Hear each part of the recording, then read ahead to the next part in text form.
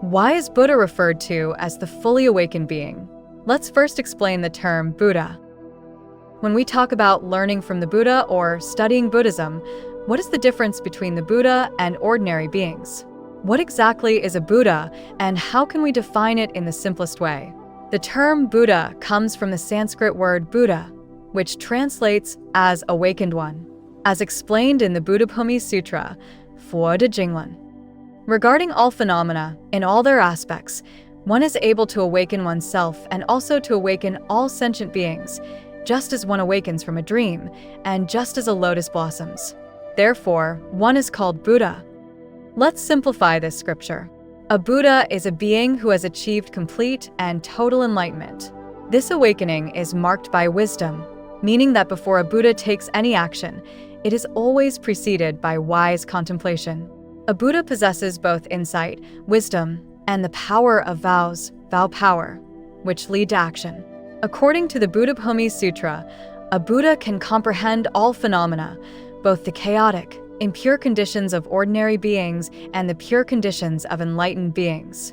A Buddha understands both the causes, seed, and results, manifestations of all phenomena, be they wholesome or unwholesome, pure or impure. Moreover, the Buddha uses various skillful means to guide sentient beings toward understanding. This process is likened to awakening from sleep, which emphasizes breaking free from delusion, breaking bad, and also to the blooming of a lotus, symbolizing the cultivation of goodness, promoting good. The breaking of delusion focuses on personal effort, and our practice involves inner observation and outward compassion. Inwardly, we observe and break delusion, while outwardly, through compassion, we cultivate goodness. This illustrates that the Buddha also experiences life like us. If we look at the Buddha's historical life, we see that he is not distant or unattainable. He too had consciousness, emotions, senses, eyes, ears, nose, tongue, body, and mind, and functioned through these 6 faculties. The only difference is that although both the Buddha and we share the same intrinsic purity and emptiness of mind, the way these faculties function is different. Our consciousness is often emotional and easily influenced by feelings, whereas the Buddha, when encountering external circumstances, is not guided by feelings. Instead, the Buddha's actions are always led by wisdom and truth, performing whatever needs to be done with perfect clarity.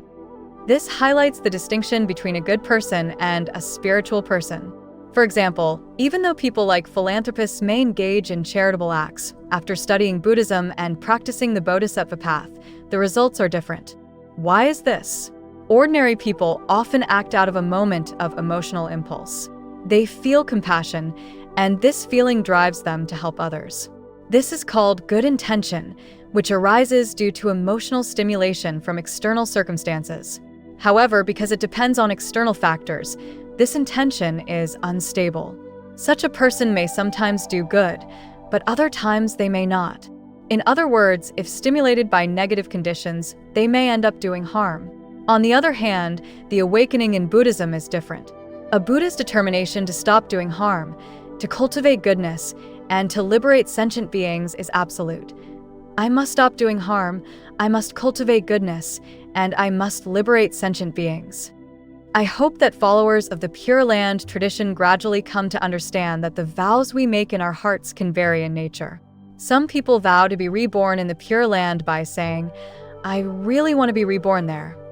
This is an emotional vow, driven by temporary inspiration, and such people may not necessarily be reborn in the Pure Land.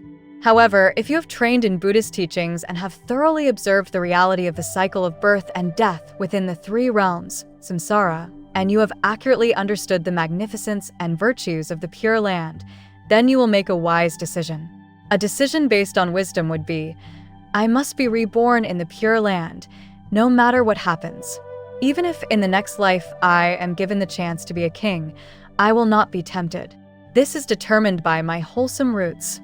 Thus, a religious practitioner is different from a philanthropist. A philanthropist might say, I really want to do good, which is driven by emotions. But a bodhisattva says, I must do good. This is the difference between someone who has taken vows, precepts, and someone who has not. When you take precepts, you possess a commitment that includes wisdom, insight, and the power of vows. Therefore, while at the beginning of our practice our actions may look similar to those of ordinary people, our inner state is entirely different. Through education in the Dharma, our minds develop both insight and the power of vows. This illustrates that a Buddha, in essence, possesses a decisive strength. Like awakening from a dream or a lotus blossoming, the Buddha has awakened to the ultimate truth of the universe. Buddha means awakened one. Our inner world possesses two kinds of illumination, internal and external observation. Therefore, the illumination of Buddhism includes both internal awareness and external observation. From the internal perspective, it is called awareness. This awareness allows us to detect the obstacles created by our afflictions. The afflictions of greed, anger, and ignorance often arise in our minds, just like thieves. Despite the effort we put into our practices, such as generosity and discipline, when we lose our temper, these wholesome roots and merits are damaged, as if a thief has stolen our precious jewels. Thus, we must have a method to eliminate the obstacles caused by afflictions. Otherwise, we will constantly be in a cycle of accumulating spiritual resources, only to have them destroyed again and again. This prevents us from truly accumulating merit. This is known as awareness. The wisdom of awareness is an internal observation and has nothing to do with others. No matter what situation you encounter, the first thing to do is to observe yourself. This is crucial. The order must not be wrong. The reason we experience so much suffering is that we handle life incorrectly. We make serious mistakes in how we operate. Our biggest mistake is that when something happens, we first look to see if others are right or wrong. This is a serious error. It is why we are always in the midst of burning. If you don't change this modus operandi, there is no hope for you. You will never be able to cultivate mindfulness. This is because you will always be seeking external validation, at best becoming a good person, but never a true practitioner. The Buddha teaches us that the proper way to operate in life is to first look inward when something happens. Observe whether your afflictions are active. This is the wisdom of emptiness, the process of emptying your ego. This is the first thing you must do, internal adjustment. Only after internal observation can you cultivate external compassion to help and guide others. Therefore, self-awareness is the first step. You must first subdue the thief of your inner afflictions. This is the wisdom of emptiness.